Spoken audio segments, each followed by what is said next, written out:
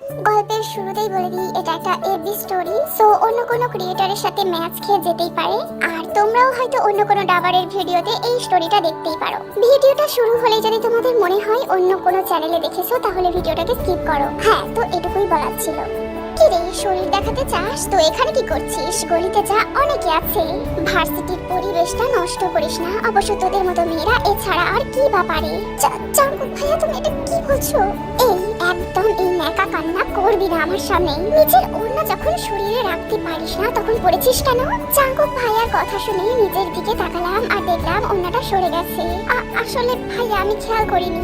চুপ, একদম চুপ। একটা কথা বলে গালটা লাল করে দিব বেয়াদব মেয়ে। জাঙ্কুক ছাড়, ছেড়ে দেও। বুঝতে পারিনি হয়তো, আর বকাবকি করিস না। তেইহং যাও, তুমি ক্লাসে যাও। আমি আর এক মুহূর্ত দাঁড়ালাম না, ক্লাসে চলে আসলাম। একটা ক্লাস করে বাড়িতে চলে আসলাম। ভালো লাগছিল না ক্লাস করতে। কি রে মা, আজকে তো তাড়াতাড়ি চলে আসলি? তোর শরীর টরীর ঠিক আছে তো? খালামণি, আমি ঠিক আছি, কিছু হয়নি, এমনি ক্লাস করতে ভালো লাগছিল না তাই চলে আসলাম। ও আচ্ছা, যা তুই ফ্রেশ হয়ে নে, আমি খাবার দিচ্ছি, খেয়ে একটু ঘুমা, ঠিক লাগবে। ঠিক আছে খালামণি। রুমে চলে আসলাম। খাওয়া দাওয়া করে শুয়ে থেকে ফোন ঘাটছিলাম। এমন সময় একটা অচেনা আইডি থেকে মেসেজ আসলো। হাই। হ্যালো, কেমন আছো? ভালো, আপনি? ভালো। তো আজ ক্লাস না করেই চলে গেলে কেন? জানো তোমাকে কত মিস করছিলাম। রিপ্লাই দিতে যাব তখনই দেখি আমাকে আইডি থেকে লাথি মেরে বের করে দিল।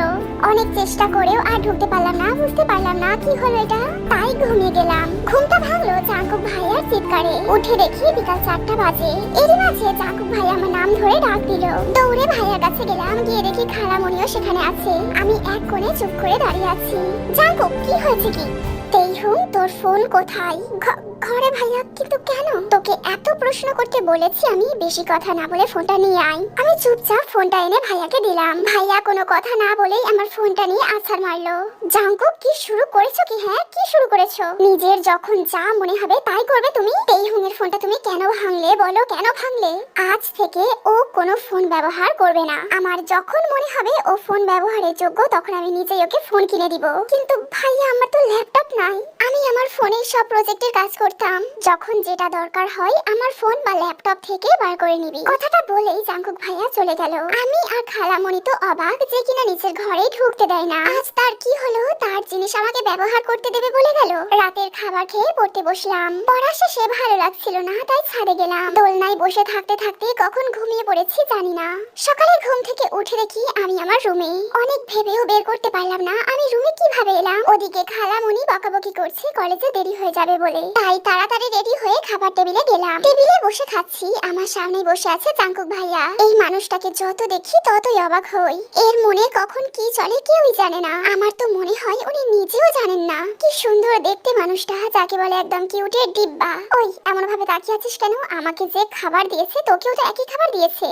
তো তাকিয়ে আছিস কেন? আমার পেট খারাপ করাতে চাস? ওনার কথাই বেশ লজ্জা পেলাম, তাই কথা না বাড়িয়ে খাওয়াতে মনোযোগ দিলাম। জাঙ্কুক, তুই আর তেইহং তো একই কলেজে যাস, দুজনে একসাথে যেতে পারিস না? মা, লাইক সিরিয়াসলি? আমি ওকে নিয়ে যাব, তুমি ভাবলে কি করে? কথাটা বলেই চলে যাচ্ছিল, আবার ফিরে এসে আমার হাতে ওনার একটা ফোন ধরিয়ে দিল। আজ থেকে এই ফোনটা সাথে রাখবি, ওকে? আমি শুধু মাথা নাড়লাম। এইভাবেই কেটে গেল 4 মাস। আজ জাঙ্কুক ভাইয়াদের বিদায় অনুষ্ঠান। কলেজের সকলেই শাড়ি পরবে, তাই আমরাও আজকে শাড়ি পরেছি। খালামণি, দেখো তো আমাকে কেমন লাগছে? ওরে বাপ রে বাপ, আমার মামুনিটাকে এত সুন্দর লাগছে কেন? পেছনে ঘুরে দেখি খালু কথাটা বললো। আমি গিয়ে খালুকে জড়িয়ে ধরলাম। খালু, সত্যি সুন্দর লাগছে আমাকে। আমার মামুনিটা তো এমনিতেই অনেক সুন্দর, আজ শাড়ি পরেছো আরো সুন্দর লাগছে। হ্যাঁ, আমাদের মেয়েটাকে অনেক সুন্দর লাগছে। থ্যাঙ্কস খালামণি। মা, আমি আসছি বলেই তাড়াহুড়ো করে জাঙ্কুক ভাইয়া বেরিয়ে গেল। কাউকে কিছু বলার সুযোগই দিল না। মামুনি, চলো আজকে তোমাকে আমি নিজে কলেজে দিয়ে আসবো। সত্যি খালু? হ্যাঁ সত্যি পাগলি, চলো। তারপর খালু আমাকে কলেজে দিয়ে গেল। ভেতরে গিয়ে দেখি অনেক সুন্দর করে সাজিয়েছে। দেখতে দেখতে আমার বেস্টুও চলে আসলো। কি রে তেইহং, আজ কাকে ঘায়াল করতে এত সাজগোজ করেছিস? ব্যাপারটা কি রে? ধুর, চুপ কর তো হারামি। তবে তোকে কিন্তু খুব সুন্দর লাগছে জানি। থ্যাঙ্কস রে।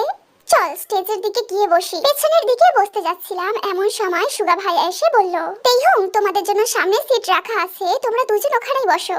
আমরাও আর কথা বাড়ালাম না, সামনে গিয়ে বসলাম। সামনে তাকাতেই জাঙ্কুক ভাইয়াকে চোখে পড়লো। কালো পাঞ্জাবি পরেছে, কালো জিন্স, কালো সানগ্লাস, যাকে বলে একদম পারফেক্ট বয়। সারাদিন অনেক মজা করলাম। মাঠের মাঝে আমি, জেনি, আমার বন্ধুরা মিলে গল্প করছিলাম। এমন সময় তেইহং, কিভাবে বলবো বলো তো, আমার তোমাকে অনেক কথা বলার আছে।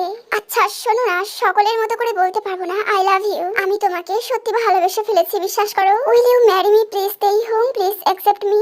আমি এমন পরিস্থিতিতে কি বলবো বুঝতে পারছিলাম না, চুপচাপ দাঁড়িয়ে আছি। কোথা থেকে চাঙ্কুক ভাইয়া এসে আমার পাশে দাঁড়ালো, আর উনি যা বললো তাতে আমার মাথায় আকাশ ভেঙে পড়লো। আরে কাই, সব জেনে শুনে আসবি তো, না জেনে ভুল জায়গাতে এসে পড়লি। মানে তুই কি বলতে চাইছিস? মানে তুই যাকে প্রেম নিবেদন করলি সে অলরেডি অন্য কারোর। কি বলতে চাস ডাইরেক্ট বল। মানে তেইহুং এর বিয়ে ঠিক হয়ে আছে, ওর পড়াশোনা শেষ হলেই ওর বিয়ে। তেইহুং তো এতক্ষণ ওদের কথাগুলো চুপচাপ শুনছিল, আর এখন তো জাংকুকের কথাই সফট খেলো। কিন্তু ভাইয়া আমার বিয়ে। তেইহুং আমি এই নিয়ে তোর সাথে পরে কথা বলবো, তুই আর এক মুহূর্ত এখানে থাকবি না, সোজা বাড়ি চলে যাবি। আমি আর কথা বাড়ালাম না, মনের মধ্যে হাজারটা প্রশ্ন নিয়ে বাড়িতে চলে আসলাম। এভাবেই দিন কেটে যাচ্ছিল। জাংকুক ভাইয়া এখন বেশিরভাগ সময়টাই বাড়িতে থাকে, সব সময় বইয়ের মধ্যে মুখটা গুজিয়ে রাখে। একদিন সকালে নাস্তা করছিলাম, জাংকুক ভাইয়া আর খালু আমার পাশে বসে খাচ্ছিল। দেখ মা, আমরা ছোটবেলা থেকেই তোকে নিজের মেয়ের মতো করেই মানুষ করেছি। কোনো বাবা মা চায় না তার কলিজার টুকরাকে অন্য কারোর হাতে তুলে দিতে, কিন্তু মা নিয়তি বড় নিষ্ঠুর, নিজের কলিজার টুকরা মেয়েকেও অন্য কারোর হাতে তুলে দিতে হয়। আমাদেরও তাই করতে হবে। জাঙ্কুকের বন্ধু কাইয়ের বাবা কাল আমাদের অফিসে এসেছিল। কাই নাকি তোকে খুব ভালোবাসে। পরীক্ষা শেষ করে ওর বাবার বিজনেসটা ও জয়েন করবে, আমরা তোকে জোর করব না, তুই যেটা বলবি সেটাই হবে। কথাটা শুনে কেন জানি আমার চোখ দুটো জাঙ্কুক ভাইয়ার দিকেই গেল। উনি খুব ভালোভাবে মনোযোগ সহকারে খাচ্ছে, মনে হচ্ছে উনি খাওয়া ছাড়া আর কিছুই বোঝেন না। খুব কষ্ট হচ্ছে, কিন্তু কেন কষ্ট হচ্ছে আমার? কি রে মা, কিছু বল। খালু, ছোটবেলা থেকেই তোমরা আমার মা বাবা, তোমরা যেটা ভালো বোঝো সেটাই করো বলেই চলে আসলাম। কেন জানি না ওখানে থাকতে ইচ্ছা করছে না, খুব কান্না পাচ্ছে। নিজের ঘরে এসে কান্না করে দিলাম, নিজেই নিজেকে প্রশ্ন করলাম আমার কষ্টের কারণটা কি, আর আমি কেনই বা আশা করছিলাম জাঙ্কুক ভাইয়া খালুকে মানা করে দিবে যে না তেইহুংয়ের এখন বিয়ের দরকার নেই। তার মানে কি আমি জাঙ্কুক ভাইয়াকে ভালোবেসে ফেলেছি? কিন্তু জাঙ্কুক ভাইয়া তো আমাকে দেখতেই পারে না, তাহলে কি তার অবহেলার ভালোবাসাতেই পড়ে গেলাম? তেইহুং, কি রে মা, দরজা বন্ধ করেছিস যে, কলেজে যাবি না? খালামণি, আমি আজকে কলেজে যাব না। তুমি যাও, আমাকে ডাকবা না, আমি একটু একা থাকতে চাই। আমি দুপুরে খেতেও যাইনি। জাঙ্কুক, তুই কি তেইহুংকে কিছু বলেছিস? মেয়েটা সে সকাল থেকে একা একা বসে আছে, কলেজেও গেল না, খাওয়া দাওয়াও করছে না। মা, ওর কিছু হলেই তোমরা আমাকে কেন বলো বলো তো? আজ সারা দিন তো ওর সাথে আমার দেখাই হয়নি। তেইহুং মা, একটু দরজাটা খোল না, কি হয়েছে আমাকে বল। কেউ কিছু বলেছে? আচ্ছা বিয়ের কথা শুনে রাগ করেছিস? মা দরজাটা খোল। দরজাটা খুলে দিলাম, খালামণি ভেতরে আসলো। আমি বসে আছি, খালামণি আমার পাশেই বসে আছে। আমার মাথায় হাত দিয়ে খালামণি জিজ্ঞাসা করলো, কি রে মা, কি হয়েছে? নিজেকে আর সামলাতেই পারলাম না, খালামণিকে জড়িয়ে ধরে কান্না করে দিলাম। এই পাগলি, কি হয়েছে, এভাবে কান্না করছিস কেন? আচ্ছা আমাকে বল, জাঙ্কুক কিছু বলেছে? খালামণি, আমার মনে হয় আমি তোমার ছেলেকে ভালোবেসে ফেলেছি। দরজার কাছ থেকে খালু বলে উঠলো, তা আমার মামুনিটা যে জাঙ্কুককে ভালোবাসে এটা কি জাঙ্কুক জানে? আমি মাথা নেড়ে জানালাম না। তাহলে তো তাকে জানাতে হবে। কিন্তু খালু, তোমার ছেলে যে আমাকে দু চোখে দেখতেই পারে না। হঠাৎ খালামণি বলে উঠলো, আমার কাছে একটা আইডিয়া আছে। আমি আর খালু খালামণির দিকে তাকালাম। খালামণি যে কি আইডিয়া দিয়েছে সেটা পরে জানবো। আজ শুক্রবার, কাই ভাইয়ার পরিবার থেকে সকলেই আমাকে দেখতে আসছে। খালামণি অনেক রান্না করেছে আজকে। আমাকে আমার বান্ধবী জেনি একটা নীল শাড়ি পরিয়ে দিয়েছে। একটু পরেই তারা বাড়িতে এলো, এখন আমি তাদের সামনেই বসে আছি। এখানে সকলে আছে, খালু, খালামণি, জাঙ্কুক ভাইয়া। তা তোমার নাম কি মা? আমার নাম তেইহুং। রান্না বান্না করতে পারো? আমি কিছু বলতে যাব তার আগেই জাঙ্কুক ভাইয়া বলল, কেন আন্টি, ওকে দিয়ে কি শুধু রান্নাই করাবেন নাকি? জাঙ্কুক ভাইয়ার কথাই ওনারা চুপ মেরে গেল। আচ্ছা মা, বলো তো স্বামী আগে নাকি পরিবার আগে? কেন আন্টি, বিয়ের পরের দিনই কি ওদের আলাদা করার চিন্তা করছেন? জাঙ্কুক, কি হচ্ছে কি এসব? বড়দের সম্মান করতে ভুলে গেছো নাকি? খালুর কথায় কোনো উত্তর না দিয়ে জাঙ্কুক ভাইয়া আমাকে বলল, কিরে তুই এখানে এখনো সংসেজে বসে আছিস কেন? যা নিজের রুমে যা। আমি তখনও চুপচাপ বসে আছি। কিরে তুই যাবি নাকি কোলে করে রুমে দিয়ে আসতে হবে? ওনার এমন কথাই দৌড়ে নিজের রুমে চলে আসলাম। কিরে তেইহুং, জাঙ্কুক ভাইয়া এমন করছে কেন বলতো? আমি কেমনে বলবো উনি কেন এমন করছে? আমার মনে হয় আমি জানি, বুঝলি তেইহুং? তা যা জানো বলে ফেলো। আমার মনে হয় জাঙ্কুক ভাইয়া আর তোর মাঝে সামথিং সামথিং। মানে মানে আমার মনে হয় জাঙ্কুক ভাইয়া তোকে পছন্দ করে, তাই তোর বিয়ে হতে দেবে না। সত্যি বলছিস তুই? বিশ্বাস কর মাইজান, তোর কথা যদি সত্যি হয় আমি তোকে তেলাপাকার স্যুপ খাবো, টিকটিকির মালাইকারি খাবো, ইঁদুরের ডিম খাবো। ওয়াক, ছি ছি, তুই এসব কি বলছিস? তোর মাথা ঠিক আছে তো? এগুলো কেউ খায়? ছি। কথাটা বলেই জেনি রুম থেকে চলে গেল। আমার মনে হয় ভুল জায়গাতে ভুল কথা বলে ফেলেছি। সে যাই হোক, তাতে আমার বাপের কি? পরের দিন জানতে পারলাম উনি নাকি ওদেরকে বলেছে যা হবার আমার অনার্স কমপ্লিট হওয়ার পরেই হবে।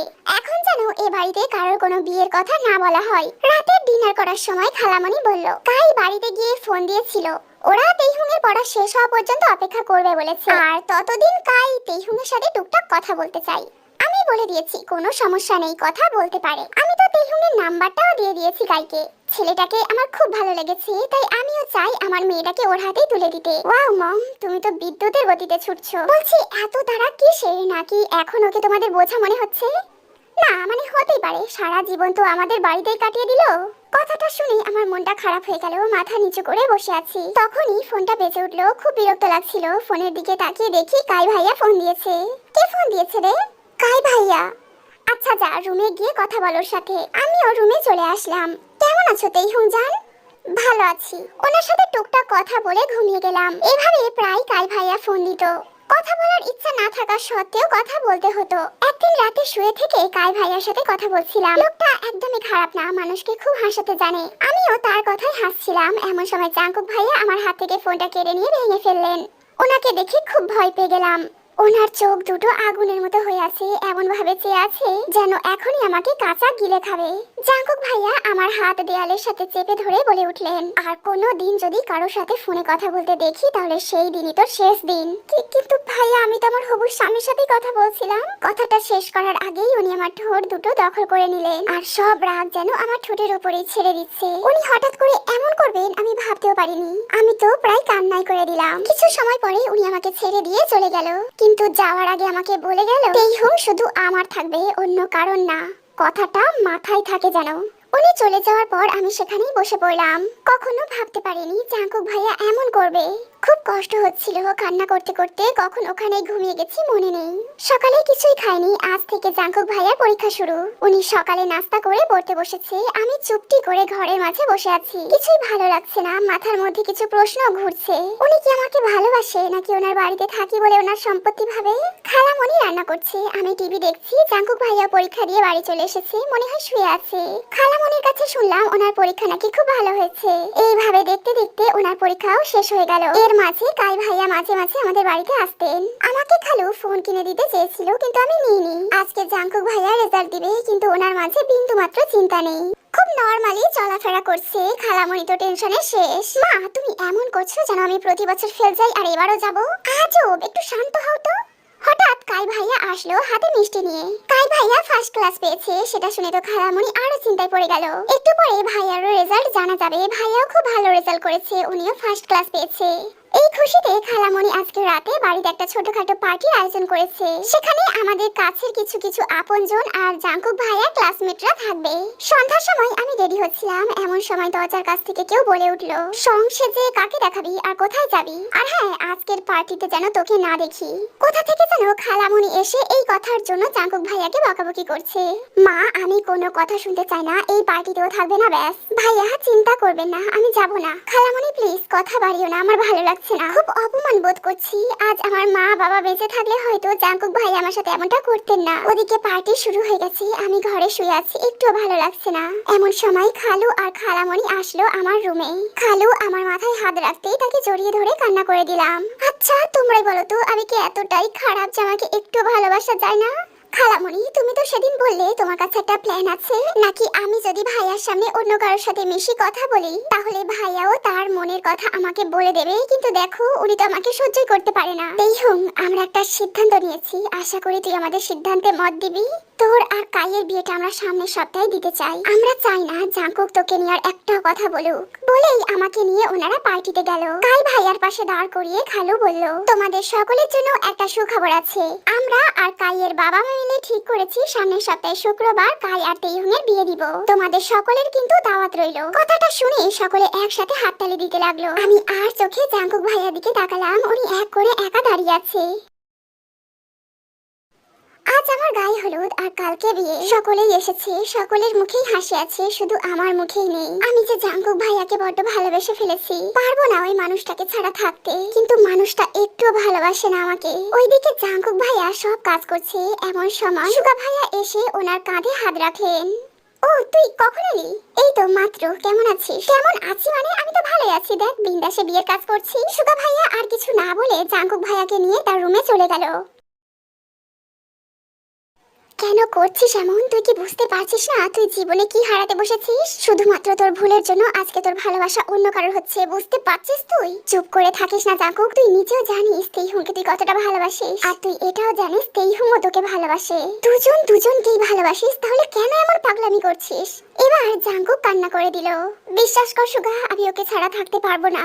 আমি যে ওকে খুব ভালোবাসি, আমি জানি আমি ওর সাথে খারাপ ব্যবহার করি, কিন্তু বিলিভ মি আমি ওকে নিজের চেয়েও বেশি ভালোবাসি। আমি যে অন্য সকলের মতো নিজের ভালোবাসা প্রকাশ করতে পারি না। আমি আজ বড্ড অসহায়, নিজেকে আজ খুব ছোট মনে হচ্ছে। আমি আর নিতে পারছি না সুগা, আমার দমটা বন্ধ হয়ে আসছে, নিঃশ্বাস নিতে কষ্ট হচ্ছে, মনে হচ্ছে আমার প্রাণ ভ্রমরটা কেউ কেড়ে নিয়ে যাচ্ছে। দেখ পাগলামি করিস না, ছেলেদের কান্না করতে নেই জানিস না। আর তুই তো স্ট্রং, তোকে তো আমি ভেঙে পড়তে দেখিনি, তাহলে আজ এমন করছিস? আমার কথাটা শোন, তুই এক্ষুনি গিয়ে তেইহুংকে বলে দে যে তুই ওকে ভালোবাসিস। আমি পারবো না ওকে আটকাতে। ঠিক আছে, আমি তেইহুংকে গিয়ে সব বলছি। সুগা উঠে আসতে নিলেই জাঙ্কুক হাত ধরে আবারও বসিয়ে দেয়। কি হলো, হাতটা ছাড় না রে, হতে দিবি। আমি জানি আমি ওকে খুশি রাখতে পারবো না, কারণ আমার রাগের কারণে আমি আমার ভালোবাসা প্রকাশ করতে পারিনি। আমি জানি আমার এই রাগের কারণে আমার সাথে বিয়ে হলে সুখী থাকবে না ও। আমি যে আমার রাগটাকে কন্ট্রোল করতে পারি না। হোক না ও কাইয়ের রাজ্যের রানী, আমি জানি কাইকে খুব ভালোবাসবে। চল এবার, বাইরে অনেক কাজ আছে। আজ আমার বিয়ে, চারিদিকে ফুলের ছড়াছড়ি, ছোট্ট বাচ্চারা দৌড়াদৌড়ি করছে। আমাকে একটু আগে পার্লারের মেয়েরা সাজিয়ে দিয়ে গেছে। হঠাৎ একজন চিৎকার করে বলে উঠলো, বর এসেছে, বর এসেছে। কথাটা যেন আমার বুকে তীরের মতো লাগলো।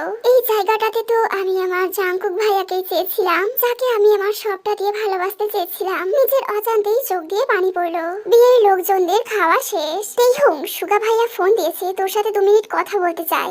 এই নে কথা বল। হ্যালো তেইহুং। হ্যাঁ ভাইয়া বলেন। দেখো আমি জানি তুমি জাঙ্কুককে ভালোবাসো, তাহলে কাইকে কেন বিয়ে করছো? ভাইয়া এক হাতে তালি বাজে না, আর না একতরফা ভালোবাসা হয়। আমি ওনাকে ভালোবাসি, কিন্তু উনি আমাকে একটু ভালোবাসেন না। কে বলেছে ও তোমাকে ভালোবাসে না? ওর দিকে একবার জাস্ট তাকিয়ে দেখতে পারো। পাগলটা তোমাকে নিজের চাইতেও বেশি ভালোবাসে, শুধু প্রকাশ করতে পারে না। জানো ও একটু আগে কান্না করছিল, কারণ ও তোমাকে চিরদিনের জন্য হারিয়ে ফেলছে। কিন্তু ও তাও কিছুই বলতে চাইছে না, কারণ ও চাই তুমি সুখে থাকো। দেখো বড় ভাই হিসাবে একটা সাজেশন দিচ্ছি, নিজেদের ভালোবাসাটাকে হারিয়ে যেতে দিও না। বলেই ফোনটা কেটে দিল। আমি শুধু কান্না করছি, কি করব কিছুই মাথায় আসছে না। এখন যে আমার হাতে কিছুই নেই, আর একটু পরেই আমি অন্য কারো। কাজীও এসেছে বিয়ে পড়াতে, আমাকে বারবার বলছে বলো মা কবুল। আমি কিছুই বলতে পারছি না, সব কথা যেন গলাতেই বেঁধে আছে। আজ নিজেকে সবচেয়ে বেশি অসহায় মনে হচ্ছে। আবারও কাজী বলে উঠলো, বলো মা কবুল। এবার আমি খুব জোরেই বলে উঠলাম, এই বিয়ে আমি করতে পারবো না। সকলে যেন আমার কথায় চমকে উঠলো। কি বলছিস তুই মা এসব? মাথা ঠিক আছে তোর? আমি খালুর দিকে একবার তাকিয়ে জাঙ্কুক ভাইয়ার দিকে হাঁটা শুরু করলাম। জাঙ্কুক ভাইয়ার কাছে গিয়ে নিজের সব শক্তি দিয়ে তাকে একটা খুব জোরে থাপ্পড় মারলাম। সকলে যেন এবার আরো অবাক হলো। এবার সকলের সামনেই জাঙ্কুক ভাইয়াকে জড়িয়ে ধরে কান্না করতে করতেই বললাম। জাঙ্কুক ভাইয়া কিছুই বললো না, শুধু মাথাটা নিচু করে রইলো। আমি কি খুব বাঁচা যে আমাকে একটু বুকটাকে আগলে রাখা যায় না? ভাইয়া তুমি আমাকে ছাড়া থাকতে পারলেও আমি যে থাকতে পারবো না। তিলে তিলে শেষ হয়ে যাব আমি, তার থেকে বরং তুমি নিজেই আমাকে শেষ করে দাও। এখানে সব কি হচ্ছে? আমরা কি এখানে সিনেমা দেখতে এসেছি? কাই ভাইয়া কিছু না বলে আমাদের কাছে এসে জাঙ্কুক ভাইয়াকে বলল, জাঙ্কুক তুই কি তেইহুংকে ভালোবাসিস? এতই যখন ভালোবাসো, তাহলে অন্য কারোর হাতে তুলে দিচ্ছ কেন? পাশের ঘরে বসে আছি আমি। এই রাতটা নিয়ে নাকি অনেকের অনেক স্বপ্ন থাকে, আমারও আছে, জানি না পূরণ হবে কিনা। একটু পরেই দরজা খোলার শব্দে ওদিকে তাকালাম, কেন জানি না খুব ভয় লাগছে। এমন কেন করলি তেইহুং? হ্যাঁ আমার বিয়ে জাঙ্কুক ভাইয়ার সাথেই হয়েছে। কাই ভাইয়া যখন জাঙ্কুককে প্রশ্ন করলো, উনি কোনো কথাই বলেননি। তখন কাই ভাইয়া বলেছিল, তার মানে তেইহুং যা বলছে সব সত্যি। তারপরে এক প্রকার জোর করে কাই ভাইয়া আমার আর জাঙ্কুক ভাইয়ার বিয়েটা দিয়েছে।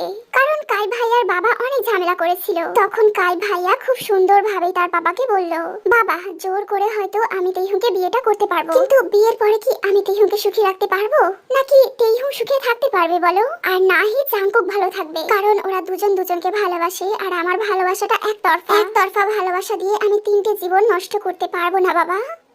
তারপরে তার বাবার কিছু বলেনি। কাই ভাইয়া নিজে দাঁড়িয়ে আমাদের বিয়েটা দিয়েছে। আমি কি করেছি ভাইয়া? কি করেছিস তুই জানিস না? কেন আমার জীবনটাকে নষ্ট করলি? আমি তো তোকে দেখতেই পারি না। সারাটা জীবন আমি কিভাবে তোর সাথে থাকবো বল, কিভাবে থাকবো? আর আমি তোকে ভালোবাসি, এত বড় মিথ্যা কথাটা তুই কেন বললি? আমি কোনো কথা না বলে তাকে জড়িয়ে ধরলাম আর তার বুকে মাথা রেখে বললাম, অনেক হয়েছে নাটক, আর নাটক করতে হবে না। আমি জানি তুমি আমাকে ভালোবাসো, আর আমি এটাও জানি আমি যতটা তোমাকে ভালোবাসি তুমি তার থেকেও বেশি আমাকে ভালোবাসো। একটু আগে তো কান্না করছিলে, এক্ষুনি ভুলে গেলে? মানে তোকে কে বলেছে আমি আমি যে কান্না করেছি? সুগা ভাইয়া আমাকে সবটা বলেছে। আর হ্যাঁ, তোমার ভালোবাসতে হবে না, আমি তোমাকে ভালোবাসা দিয়ে ভরিয়ে দিব। এবার কথা না বাড়িয়ে একটু জড়িয়ে ধরো না ভাইয়া, প্লিজ। ভাইয়া আর কথা না বাড়িয়ে আমাকে খুব শক্ত করে নিজের বুকের সাথে মিশিয়ে নিল। পারবি সারা জীবন আমার রাগটাকে ভালোবেসে আমার পাশে থাকতে? খুব পারবো। আচ্ছা ভাইয়া, একটা আবদার করবো, রাখবে প্লিজ? বল।